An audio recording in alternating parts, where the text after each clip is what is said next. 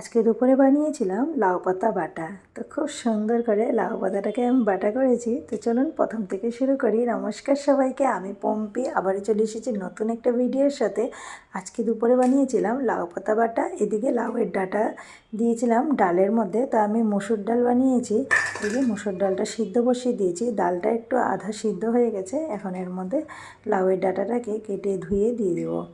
তো লাউ ডাঁটাটা আর ডালটা এদিকে সিদ্ধ হোক, ওইদিকে চলুন পাতাটাকে আমি ভেজে নিই। তো পাতাটাকে দেখুন আমি ভেজে নিয়েছি। এই পাতাগুলোকে আমি 2 দিন আগেই ভেজে রেখেছিলাম ফ্রিজে। তো একটু লালটি লালটি হয়ে গেছে, 2 দিন থেকে ফ্রিজের মধ্যে ছিল।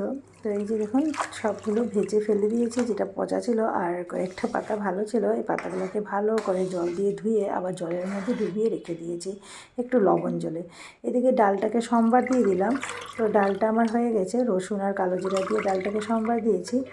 আর এদিকে দেখুন লবণ জল থেকে এখন চিপে চিপে এই যে লাউয়ের পাতাগুলোকে সব নিয়ে নিচ্ছি।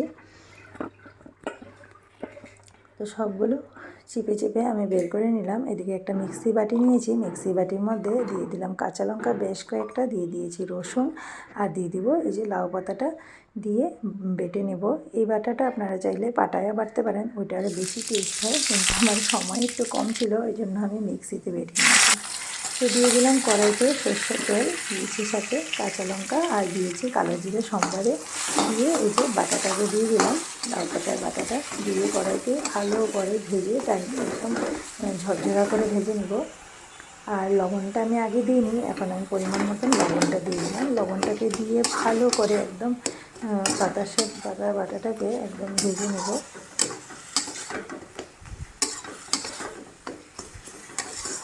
এই লাউ পাতা বাটা দিয়ে এক থালা ভাত অনায়াসে খাওয়া যায়। খুবই টেস্টি হয়েছিল আজকে আমার এই লাউ পাতা বাটাটা।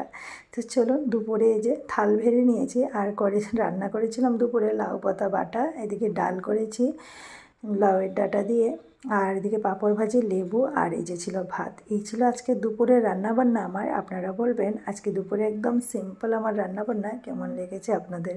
আমার ভিডিও যদি আপনাদের ভালো লাগে তাহলে প্লিজ আমার পেজটাতে একটা ফলো করে আমার পাশে থাকবেন। ভালো লাগলে একটা লাইক করবেন। এই যে লাউ পাতা বাটা দিয়ে ভাতটা মেখে একটু লেবু চিপে নিয়েছি। খেতে যে কি ভালো হয়েছিল কি বলবো।